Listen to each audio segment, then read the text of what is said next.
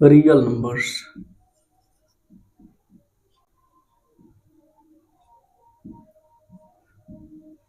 इसके अंतर्गत हम आज अंक गणित की आधारभूत प्रमेय देखेंगे। अंक गणित की आधारभूत प्रमेय।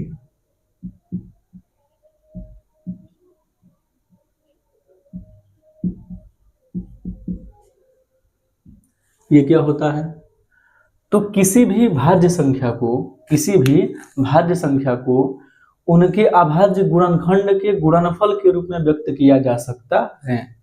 कोई भी भाज्य संख्या, जैसे यहाँ पे एक भाज्य संख्या हम ले लिए 80, इस 80 के हम गुणनखंड निकालें 80, ये 2 से हो जाएगा 40, 2 से 20, 2 से 10, फिर ये 5, 5 से 1, 1 2 3 4, यानी इसको लिख सकते हैं 2 के पावर 4 मल्टीप्लाई में 5, या फिर ऐसे भी समझ सकते हैं 2 मल्टीप्लाई 2 मल्टीप्लाई 2, कितना बार? 4 बार, और एक हो गया 5।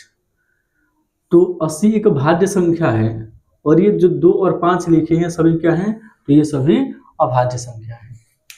तो अंक गणित की आधारभूत प्रमेय क्या कहता है कि कोई भी भाज्य संख्या हो, उस भाज्य संख्या को हम उनके अभाज्य गुणनखंड के गुणनफल के रूप में व्यक्त कर सकते हैं। जैसे देखिए, x कोई भाज्य संख्या है और इसको P1 multiply P2 multiply P3 ऐसे ऐसे करते हुए मल्टीप्लाई Pn हम लिख सकते हैं।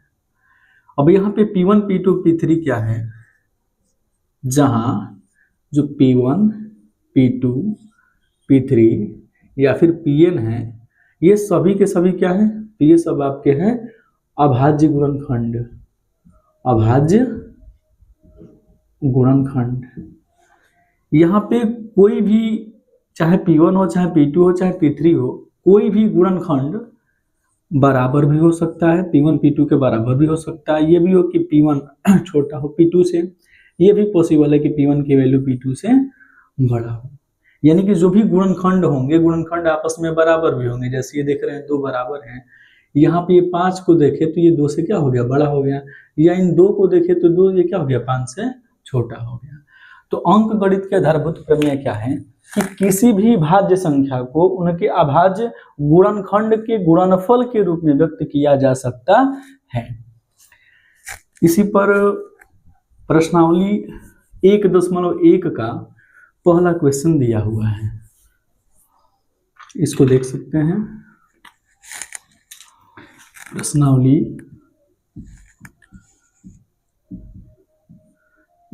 1.1, इसके क्वेश्चन देखते हैं। जैसे देखिए, इसका पहला दिया है पहला क्वेश्चन इसमें क्या दिया है कि निम्नलिखित संख्याओं को अभाज्य गुणनखंडों के गुणनफल के रूप में व्यक्त कीजिए। इसमें पहला क्वेश्चन है 140। तो देखिए, इसका पहले हम अभाज्य गुणनखंड निकालेंगे। तो 2 से ये 70 हो गया, 2 से फिर ये 35 हो गया, फिर 5 से 7 पर में 7 से हो जाएगा 1। यानी कि इस 140 को हम 2 के पावर कितना? 1 2, 2 के पावर 2 मल्टीप्लाई 5 मल्टीप्लाई 7, ये लिख दिया, हो गया हमारा आंसर। इसका दूसरा क्वेश्चन देखते हैं। दूसरा क्वेश्चन दिया है 156। अब 156 का हम निकाल लेते हैं अभाज्य गुणनखंड। लास्ट में 6 है तो यहाँ पे 2 से कटेगा, ये हो जाएगा 2 7 14, 2 8 16, फिर 2 से कटेगा, 2 3 6, 2 9 18, फिर 3 से 13 बार में और 13 से 1 बार में। तो 156 को लिखा जा सकता है 2 के पावर कितना? 1 2, 2 के पावर 2 मल्टीप्लाई में 3 मल्टीप्लाई में 13, ये हो गया इसका आंसर। अब इसका थर्ड क्वेश्चन देखते हैं। ये दिया है 3825। 3825 निकालते हैं इसका अभाज्य गुणनखंड। देखिए, 5 2 7 और 8 7 15, 3 18, यानी जोड़ने पर 18 आएगा तो ये 3 से कट जाएगा। 3 से एक बार में 2 6 और 3 7 21, 3 5 15, 7 5 12, 13 14 15, फिर 3 से कट जाएगा। 3 4 12, 3 9 6, 3 5 15, 4 2 6 5 11, 5 से कटेगा, 5 8 40, फिर हो जाएगा 5 पचे 25, फिर 5 से 17 बार में और 17 से हो जाएगा 1। यानी कि इस 3825 को हम कैसे लिख सकते हैं? तो 3825 को देखिए 3 1 2 3 2 बार है तो 3 के पावर 2, 5 2 बार है तो 5 के पावर 2 और मल्टीप्लाई में हो जाएगा 17। ये हो गया इसका आंसर। एक और क्वेश्चन दिया है ना, अभी 2 क्वेश्चन इसमें, 3 नंबर 4 नंबर देखिए।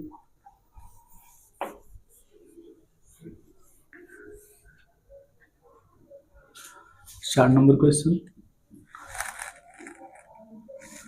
5005, इसको हमें निकालना है। तो 5 पर 10 ये 3 से नहीं कटेगा, 5 से कट जाएगा। देखिए 5 से एक बार में 0 0 1। अब किससे कटेगा? 7 से देखते हैं। तो 7 एकम 7, फिर यहाँ पे 3 7 चौका 28 और 28 2, फिर 17 का 21। फिर किससे कटेगा? 7 से देखते हैं। 7 से तो नहीं कटेगा। अब इसको हम घटाते हैं 7 से नहीं 8 से 9 11 से, 11 से एक बार में, फिर 3 बचेगा, फिर 11 से एक बार में, 11 3 33 सॉरी 13 बार में, और 13 से फिर 1। तो 5005 को हम क्या लिख सकते हैं? 5 मल्टीप्लाई में 7 मल्टीप्लाई में 11 मल्टीप्लाई में 13। ये हो गया इसका आंसर। लास्ट क्वेश्चन और दिया है 74 29 5 नंबर।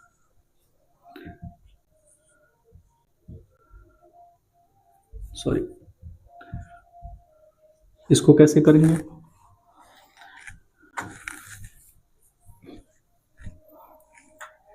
अब देखिए ये किससे कटेगा? 9 2 से तो कटेगा नहीं, 3 से कटेगा, 3 से भी नहीं कटेगा। देख लेते हैं, 9 2 11, 11 4 15 और 15 7 22, 3 से भी नहीं कटने वाला है। 5 से भी नहीं कटेगा, 6 से 7 से, 7 से भी नहीं कटेगा, 11 से भी नहीं कटेगा, 13 से कटेगा।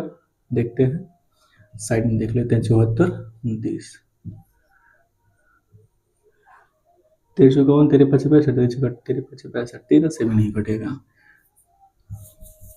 17 से देखते हैं, 17 से कटना चाहिए, 74 29, 17 का 17, 17 चौका 68 हो जाएगा, और 14 में से 8 ये 6 हो गया, फिर ये 2, 17 चौका 68, सॉरी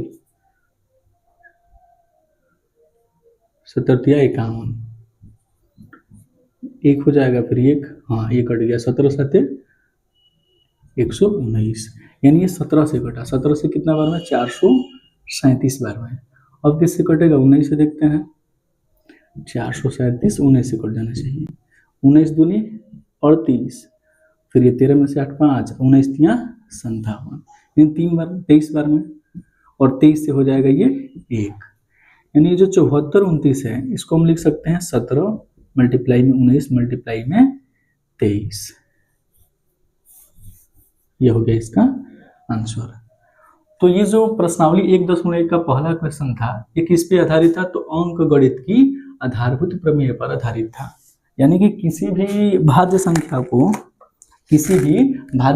को इनके अभाज्य गुणनखंड के गुणनफल के रूप में व्यक्त किया जा सकता है, और जो गुणनखंड निकलेंगे वो अद्वितीय नहीं होंगे, यानी कि बराबर भी हो सकते हैं दो गुणनखंड, कोई एक बड़ा और कोई दूसरा छोटा भी हो सकता है। समझ में? आज के लिए बस इतना ही। छोटा